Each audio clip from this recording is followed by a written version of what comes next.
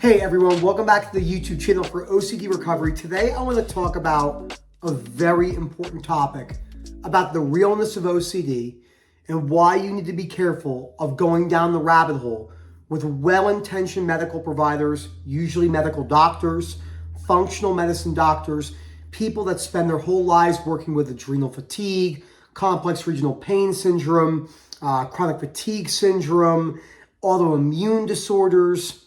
Look, there's nothing inherently wrong with a lot of this stuff. There's a lot of well-intentioned people, but unless someone has OCD, they're really not going to understand where we're coming from. And you're going to end up going down a 20, 30-year rabbit hole, potentially spending hundreds of thousands of dollars. I work with people, tens of thousands of dollars over a 20-year period is cakewalk. That's a cakewalk. That's easy to do.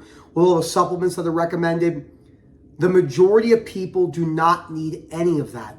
None. The majority of people have to learn to take the risk, except they might be missing something, especially when it comes to OCD and anxiety recovery.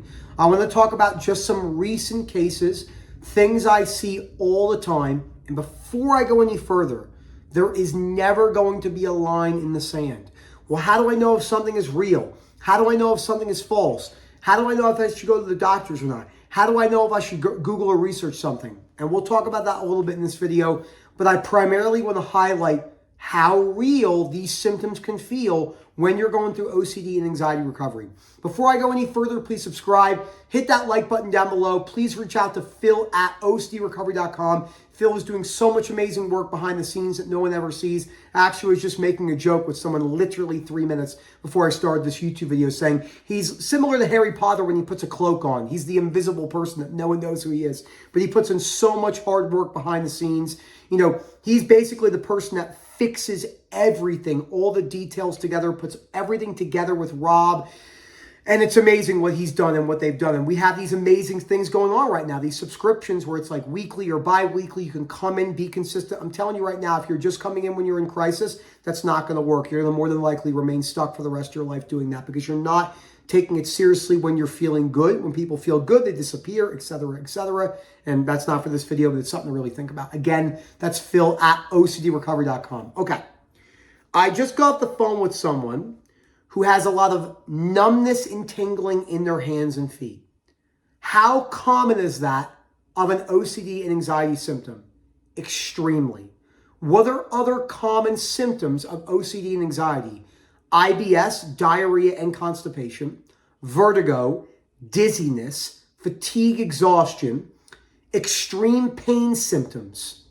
This is just some. OCD can mimic any autoimmune condition. I have psoriasis, okay? I actually have it. I showed this before. This is not that bad right now, but like you can kind of, there we go. Yeah, you can see it there. Okay, so that's decent. When my OCD was really bad, it was horrendous. And I mean horrendous. It was plaquing so bad that I would literally just start bleeding. Like I'd bend my knee, it would just crack and bleed. I didn't need to go on extra medication. Now I have it. I have my psoriasis cream here that I use every day, but I didn't need to do anything extra. They wanted me to change my diet. They wanted me to not have gluten anymore. I'm sorry, I'm an Italian from Jersey. I'm gonna have gluten. It's never, I'm gonna eat gluten and dairy for the rest of my life. I don't care if it causes me symptoms or it shortens my life. Anyone that says that gluten-free tastes just like gluten is literally schizophrenic. 100%. Like 100% insane asylum. I'm not like, it's wild. Oh, dairy-free tastes good. No, it doesn't. It tastes like shit. So, but first of all, but back to what we were talking about, I had to throw that in there. I don't need to make those life changes. I can take the risk of the extra symptoms and work on my belief systems and my avoidance behaviors and compulsions to search. I'm telling you, you're underestimating, many of us are underestimating how real health anxiety, specifically health OCD, but it's all the same principles. Whether you have a chronic condition or not, whether you're dealing with like small aspects of health anxiety as a non-sufferer or severe health OCD, the principles are the principles. They still apply. Good habits are still good habits, whether you're the CEO of a $4 trillion company or $3 trillion company like NVIDIA, or you're running a mom and pop's grocery store that is barely making it by. The habits are the habits. They apply all across the board. And the same thing is true for this. and I will say it again and again and again until I die. Underestimating how real OCD recovery can mimic and make health problems seem 100% imminent, the urgency it wants you to solve. If you look at the best recovery stories from health OCD, or pain, or IBS, or vertigo, or dizziness, many of them take more risks than other people. They stop seeing physical therapists. They stop seeing doctors. They stop doing functional rehab and neuro. I don't know, Nick, that seems really irresponsible. Well, you could say it's irresponsible, but you've been on the rabbit hole, down the rabbit hole on the train, the train with no end for certainty of what's going on with you for 27 years, and you still haven't found an answer. Maybe it's time to try something new. And that's going to feel very irresponsible. And I mean very irresponsible. I'm telling you, I had horrendous IBS and terrible DPDR, depersonalization, derealization. I couldn't even see this pen in front of me sometimes. My vision was so blurry, okay? And I waited until I got better, and then I recovered. My vision was, because I'm the only person in my family that doesn't have glasses, so my glasses are somewhere in the house. But I'm a little bit nearsighted and I have a little bit of an astigma, but I waited a little bit to do that. Some people may think that's irresponsible, but I could see just fine in front of me. I didn't have to solve that right now. With IBS, I got colonoscopy, blood work, do this, no gluten, egg allergy, this and that. And I said, I'm not going to live my life like that. I refused to do it. I got better from OCD, changed my beliefs, stopped avoiding food, and I have no more stomach problems at all, besides like something that a normal person would have. By the way, we'll use the word normal person loosely. When you eat a Buffalo Ranch jalapeno chicken with a pizza with fried chicken on top of it, you're supposed to shit your brains out. That's supposed to happen.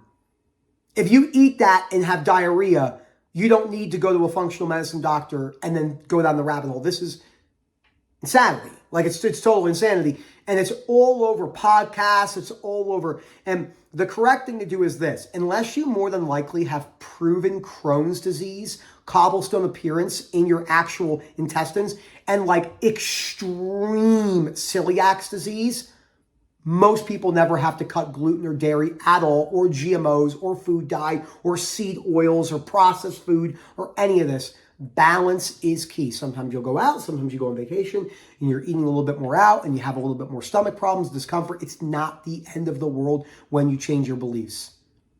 People were just fine. Sure, they had maybe a little bit shorter lifespans, but I guarantee they were a lot more content when they were doing all these different things, like eating this food and that food and doing that, etc. Well, Nick, you don't understand the foods of today. Here goes Daisy barking. You don't understand the foods of today. And all the stuff. And again, I'm not promoting going out there and eating a certain way, etc. But I'll tell you this right now. No, you're not. This is what Daisy does too. I have to wear my high socks because she'll start licking my psoriasis cream. That's what she's going to do now for the rest of this video. So I have to talk over her licking my legs. So, but if you took two different people, someone that was very healthy, avoided everything, they lived a very, very longevity-based YouTube, like Brian Johnson type life, but they held rigid beliefs and you have OCD, you will not get better.